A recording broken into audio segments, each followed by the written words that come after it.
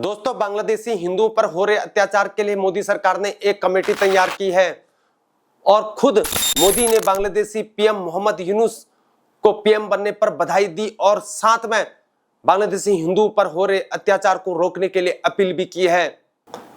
लेकिन दोस्तों, जो करते हैं हमेशा मोहब्बत की बात और छाती ठोक ठोक कर दलितों, पिछड़ों और आदिवासियों और अल्पसंख्यकों की बात करते हैं, शायद इनकी ये मोहब्बत की दुकान केवल और केवल चुनावी फायदे और नुकसान के लिए चलती है।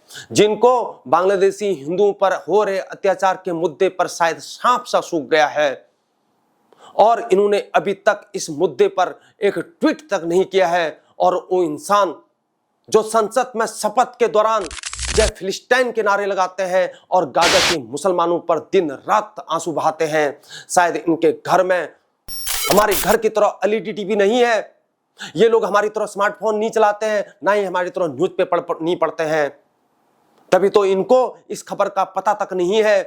पूरे विश्व को इस खबर के बारे में पता है, लेकिन इन लोगों को इस खबर के बारे में पता तक नहीं है। ये सोचने वाली बात है दोस्तों।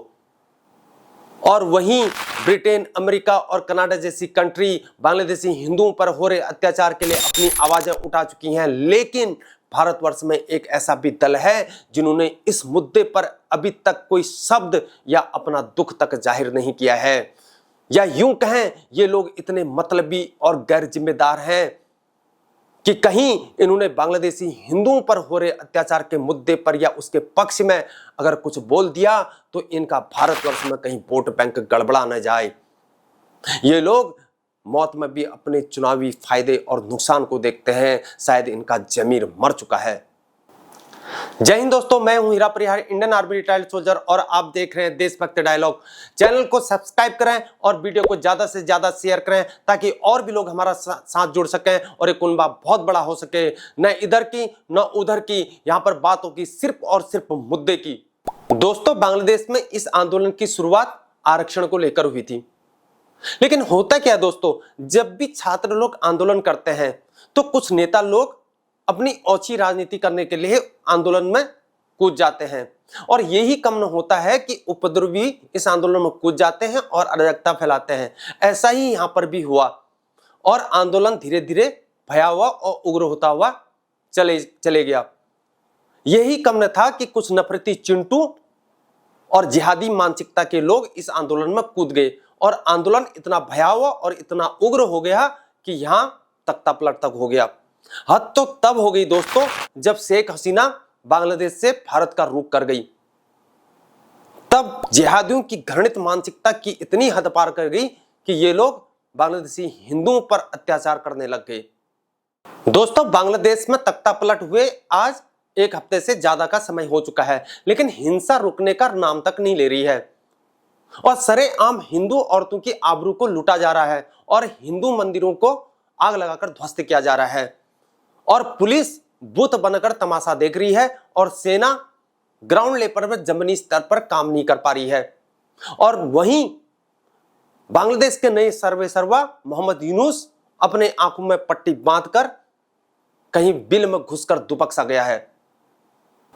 दोस्तों, जब भी भारत के पड़ोसी मुल्कों में हिंदुओं के साथ अत्याचार होता है तो वहां के हिंदू भारत से आस लगाए बैठते हैं और भारत के अलावा इन 1,30,00,000 हिंदुओं के बारे में कोई सोचने वाला नहीं है दोस्तों। लेकिन दोस्तों, हम कितना भी कह लें कि विदेशों में हमारा डंका बज रहा है और यहाँ के युवा खुद बेरोजगारी से जूझ रहे हैं। अगर बेरोजगारी नहीं है तो क्यों 81 करोड़ से ज्यादा परिवार भुखमरी से जी रहे हैं और फ्री में अनाज ले रहे हैं?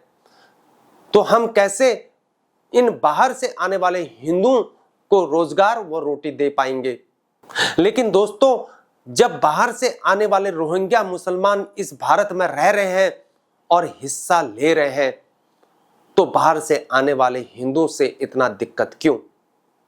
दोस्तों, वो दिन याद करो जब हिंदुओं की संख्या अफगानिस्तान, इंडोनेशिया, बर्मा, मालदीव व अन्य देशों में हिंदू, सिख, बौद्ध रहा करते थे और उनका धीरे धीरे सफाया हो चुका है और जो बचे खुचे हैं उनका भी धीरे धीरे पत्ता साफ हो रहा है। खुद हमारे देश में कश्मीर में आर्टिकल 370 हटने के बाद भी कश्मीरी पंडित कश्मीर के अंतर्गत पूर्णतः जीवन यापन नहीं कर रहे हैं।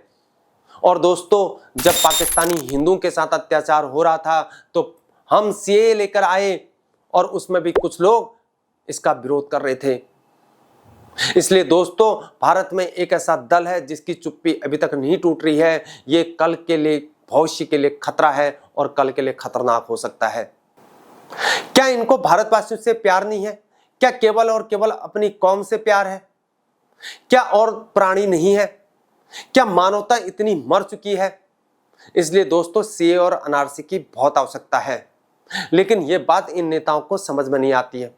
अपने आप को देशभक्त कहते हैं, केवल केवल और केवल कुर्सी चाहिए, बाकी मानवता जाए भाड़ में। आखिर ये मोहब्बत की दुकान यहां पर क्यों नहीं दिखती है? और जो हिंदू राष्ट्र की बात करते हैं और हिंदुओं के ठेकेदार बने बैठे हैं और मंच पर आकर हिंदू राष्ट्र की मांग करते हैं, ऐसा प्रतीत हो रहा है कि केवल और केवल बातों के शेर हैं और अपना उल्लू सीधा कर रहे हैं। धर्म के नाम पर धन को एकत्र कर रहे हैं और ऐशो आराम की जिंदगी जी रहे हैं और लग्जरी गाड़ियों में बैठकर लोगों को मोह माया त्यागने का उपदेश दे रहे हैं। आखिर मोह ही चलाते रहोगे या कुछ करोगे भी? दोस्तों, इन सब से आज हमको एक ऐसे सबक लेने की जरूरत है कि हम सब जात पात धर्म इत्यादि से ऊपर उठकर हम सब एक यूनिटी के साथ अपने देश को आगे बढ़ाने का काम करना होगा। क्योंकि दोस्तों, जब भी ऐसी घटनाएं होती हैं तो इसमें पिसता और मरता केवल और केवल गरीब और आम आदमी है। दोस्तों, वो लोग नहीं मरते हैं, पैसे वाले नहीं मरते हैं और ना ही मरते हैं जो लोग जहर फैलाने का काम करते हैं। नेता लोग भी नहीं मरते हैं, लेकिन मरते हैं तो केवल और केवल गरीब और आम आदमी है। वो लोग नहीं मरते हैं दोस्तों जो देश में जहर फैलाकर पैसा कमाने की सोचते हैं, और वो लोग केवल और केवल जो कुर्सी के बारे में सोचते हैं। यहां इस देश में कोई जहर बेचने का प्रचार कर रहा है तो कोई सट्टे बाजारी का प्रचार कर रहा है और कोई अश्लीलता की हदों को पार करते जा रहा है, जिससे समाज दूषित हो रहा है और हमारे बच्चों का माइंड डाइवर्ट हो रहा है और हमारी संस्कृति का नाश हो रहा है। दोस्तों, ऐसे लोगों का कभी कुछ नहीं होगा, ये लोग बच जाएंगे। क्योंकि दोस्तों, जब भी ऐसी घटनाएं होती हैं तो इन घटनाओं में केवल पिसता है तो केवल और केवल गरीब और आम आदमी ही है।